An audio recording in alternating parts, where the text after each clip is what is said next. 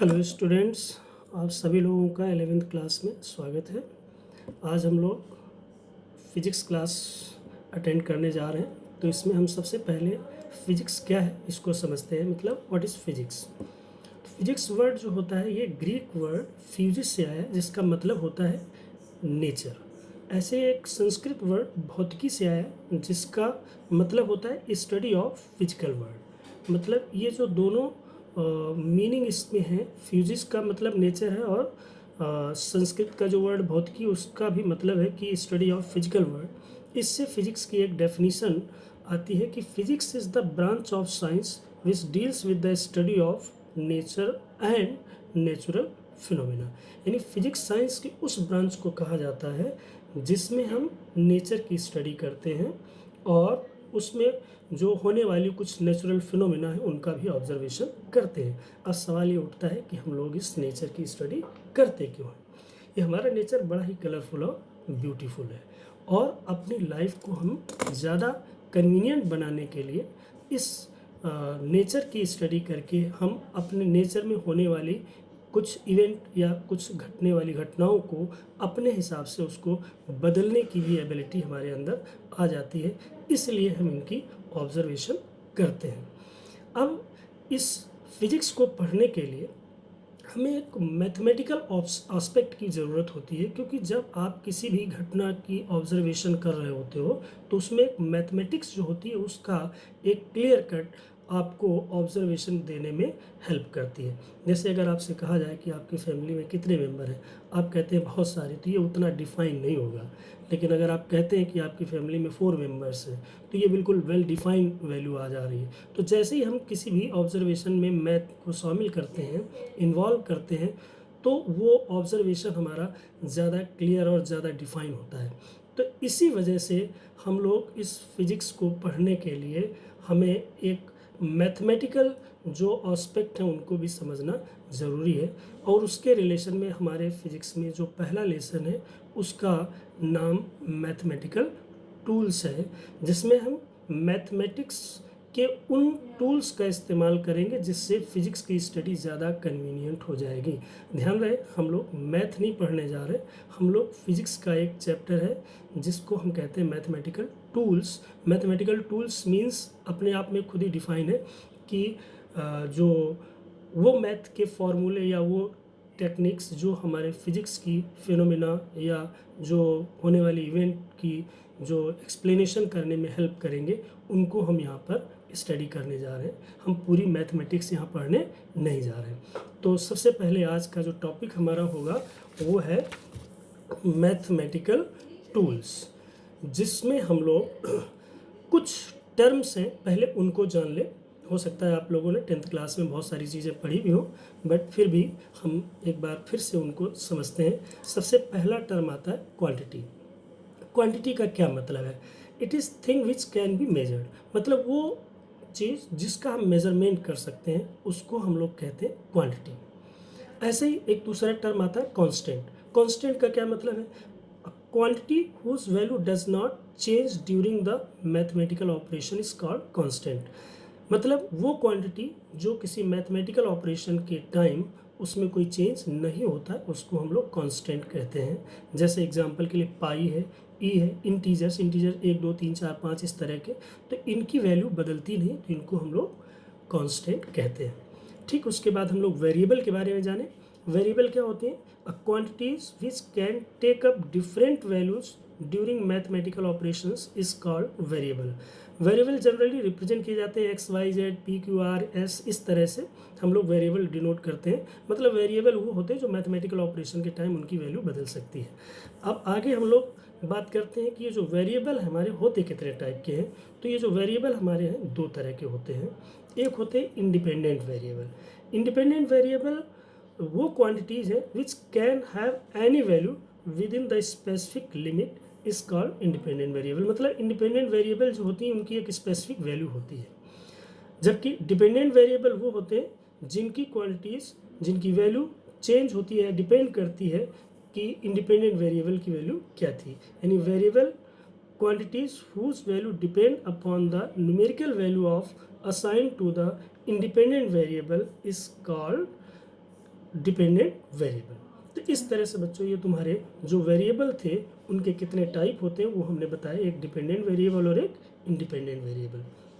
अब आते हैं हम लोग, एक टर्म होता है जिसको हम लोग कहते हैं फंक्शन। फंक्शन को डिफाइन करते हैं। फंक्शन से मतलब होता है कि जैसे इसमें हम एक कोई वेरिएबल लेते हैं y, मान लिया y है, और दूसरा कोई वेरिएबल है x, तो इनके बीच के रिलेशन को जो रिप्रेजेंट करता है वो हमारा जो होता है वो फंक्शन होता है। और उसकी डेफिनेशन कुछ इस तरह से है कि if the value of variable quantity y depends upon the value of some other variable quantity x through the some relation such that there exists only one finite value of y for each value of x, then y is called function।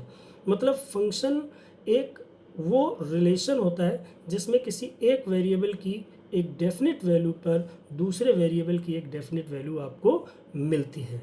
इसका representation हम लोग करते हैं y is equal to f x से, जहाँ पर x आपका है इंडिपेंडेंट वेरिएबल और y जो है आपका वो है डिपेंडेंट वेरिएबल। जैसे एक एग्जांपल लेते हैं कि किसी फंक्शन का एग्जांपल, जैसे एरिया ऑफ सर्कल जो होता है वो is equal to pi r square. तो area of circle is function of radius, यानी area of circle is equal to function of radius. यहाँ पर ऐसे जैसे एक दूसरा एग्जांपल लेते हैं y is equal to 3x। जैसे y एफ एक्स जो है, एफ एक्स को ही यहाँ पर हमने 3x कहा कि एक y ऐसा फंक्शन है जो x पर डिपेंड करता है, यानी x की वैल्यू चेंज होगी तो y यहाँ पर चेंज होगा। यहाँ y is equal to 3x एक फंक्शन है, y is equal to 3x एक फंक्शन है जिसमें x जो है वो इंडिपेंडेंट वेरिएबल है और y यहाँ पर डिपेंडेंट वेरिएबल है। ऐसे एक और एग्जांपल लेते हैं 2x square, y is equal to 2x square. यहाँ पर भी अगर x की वैल्यू आप बदलेंगे तो y की वैल्यू बदलेगी। इस तरह से बच्चों ये कुछ एग्जांपल हमने फंक्शन के बताए। अब ये डिफरेंट टाइप के भी फंक्शन होते हैं, जैसे एक होता है आपका पावर फंक्शन, ट्रिग्नोमेट्रिक फंक्शन, है ना, एक्सपोनेंशियल फंक्शन, लॉगरिथमिक फंक्शन, इस तरह के कुछ फंक्शन होते हैं। पावर फंक्शन में जैसे यही आपने लिखा था A is equal to pi r square, इस तरह का होगा। ट्रिग्नोमेट्रिक फंक्शन जैसे y is equal to sine x, y is equal to 10x, इस तरह के। ऐसे exponential function e to power x में होंगे, logarithmic function e to power x में होंगे। इस तरह के ये फंक्शंस जो होते हैं वो तुम्हारे जो है ये बेसिक एलिमेंट्री फंक्शन है आपके, उनके कुछ नाम मैंने दिए हैं, जैसे power function, trigonometric function, exponential function and logarithmic function. अब हम लोग आगे पढ़ते हैं डिफरेंसेस के बारे में। ये डिफरेंसेस के बारे में आज हम लोग जो समझने जा रहे हैं, नॉर्मली आप लोग जानते हैं एक होता है फाइनाइट डिफरेंस। फाइनाइट डिफरेंस वो होता है जिसमें जो डिफरेंस हो दो क्वांटिटीज़ के बीच का वो एक उसकी एक स्पेसिफिक वैल्यू हो, एक डेफिनेट वैल्यू हो। इसको हम लोग डेल्टा एक्स या डेल्टा वाई से रिप्रेजेंट करते हैं। जैसे यहाँ एक ग्राफ भी मैंने बनाया है जिसमें एक्स और वाई के बीच एक ग्राफ है। Y is the function of x, यानी एक्स की वैल्यू चेंज होगी तो वाई की वैल्यू भी चेंज होगी, जिसका एक ग्राफ ये इस तरह से दिखाया गया है आपके इसमें। तो जैसे एक्स की इस वैल्यू पर एफ एक्स ये दिखाया गया, एक्स प्लस डेल्टा एक्स पर इस जगह मैंने ये शो किया है। तो अगर हम ये कहें कि डेल्टा एक्स तुम्हारा क्या होगा, तो डेल्टा एक्स जो होगा इस वैल्यू में इस वैल्यू को आप माइनस कर देंगे, यानी तुम्हारे जो दो वैल्यू होंगी एक्स की उनके डिफरेंस से आपका डेल्टा एक्स निकलेगा। ऐसे इससे करस्पॉन्डिंग जो वाई की वैल्यू आएंगी उनके डिफरेंस को हम डेल्टा वाई कहेंगे। इसको और बेहतर तरीके से समझने के लिए हम एक एग्जांपल लेते हैं।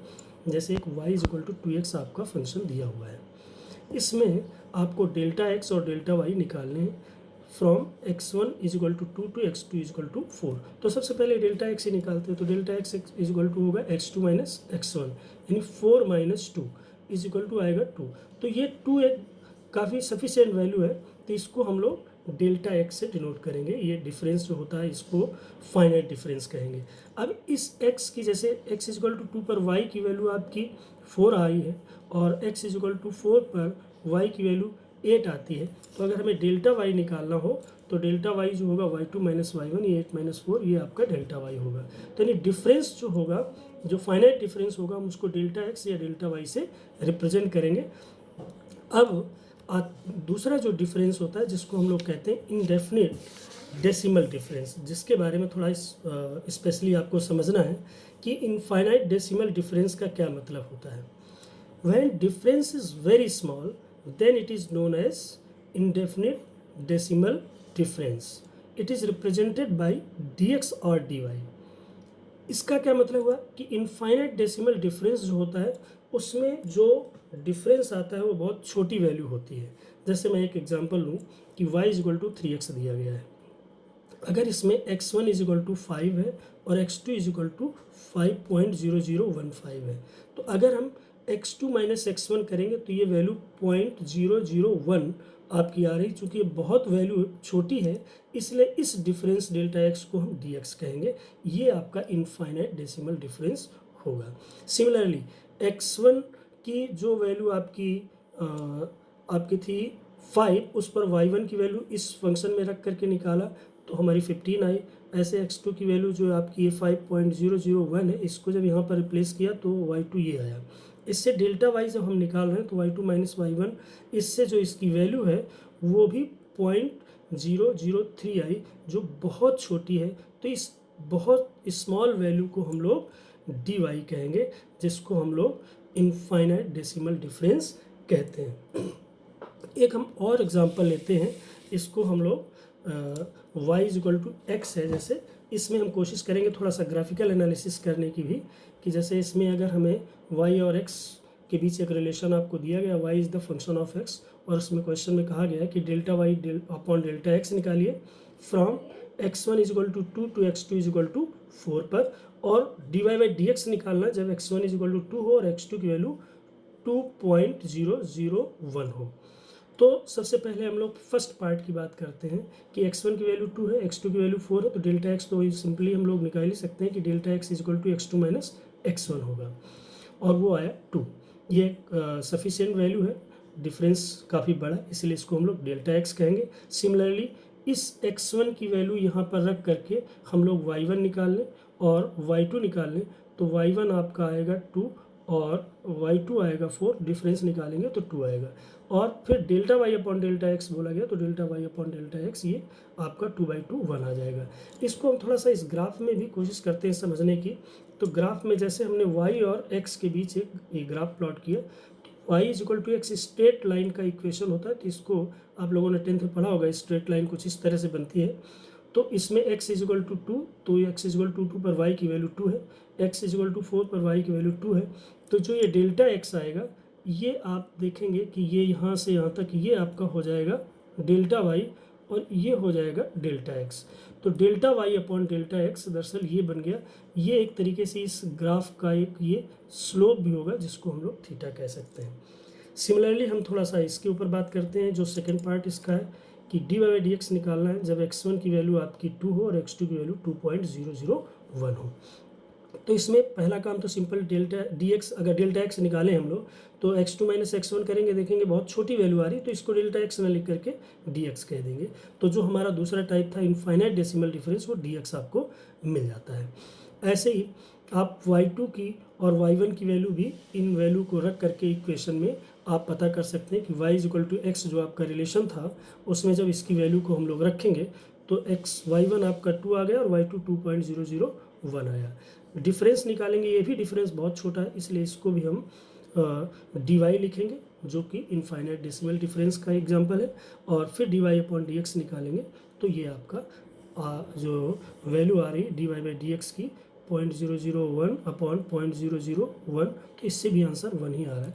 इसमें ग्राफ में बस ये बात है कि ये जो डिफरेंस आपने शो किया है x2 और x1 इज इक्वल टू 2 और x2 इज इक्वल टू 2.001, ये बहुत छोटा है, बस ये बताने की बात इसमें की गई है।